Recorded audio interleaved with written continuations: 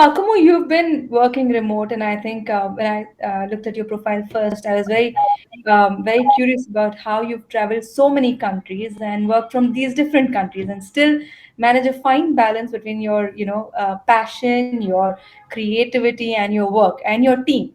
So, what are your, three things or five things that you think has helped you, in this whole remote work environment, and what keeps you going? Okay. I think the first thing that keeps me going is that I've been trying to be a remote worker for like 10 years. Wow. Yeah, it's a dream I had ever since close to when I left ISEC. So ISEC is the university organization that connected me and Nisha.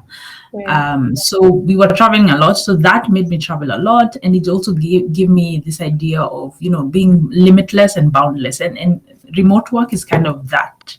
It's the kind of job that allows you to be anywhere at any time. You're not stuck in one place.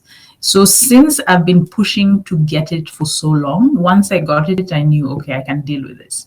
Of course, I think the first challenge with working remotely is, how do you stay focused? There's Netflix, there's food, there's a fridge in your house. There's so many distractions in the house. There's a bed Or right beside us. exactly, or even in a co-working space. So I'm in a co-working space now. There's so many distractions. So I think first it's that desire that I knew I wanted to be remote, but the other thing is just knowing that, okay, since I work best alone, so every day I have to start with, if you're working remotely, you have to start with a very clear list of things that you have to accomplish on that day, and then you make sure you actually get at least 90% of them Right. done.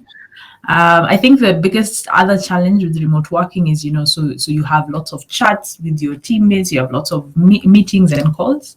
So even managing, finding a way to balance all that, because if you're always in meetings, then you'll be able to finish your to-do list. If you're working on your to-do list, you won't be able to connect with your team.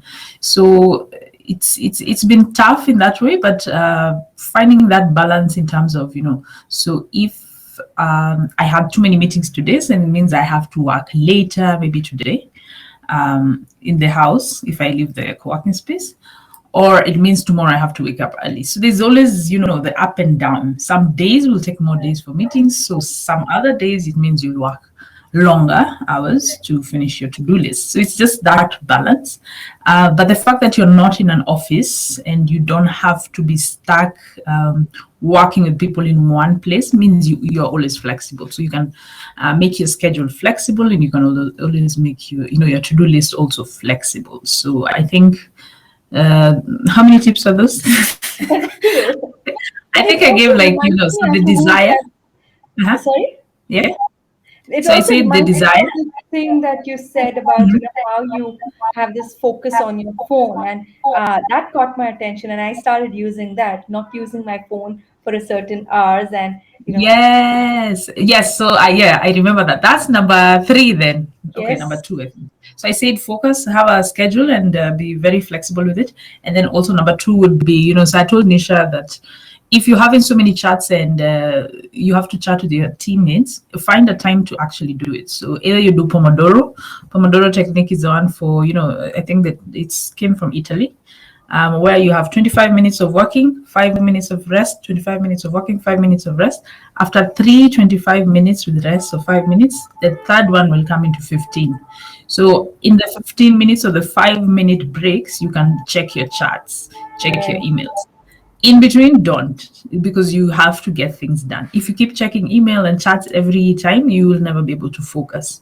And I right, think just the other day, I found that, a human mind, once we are distracted, after 25 minutes, it takes like almost half that time to get your focus back.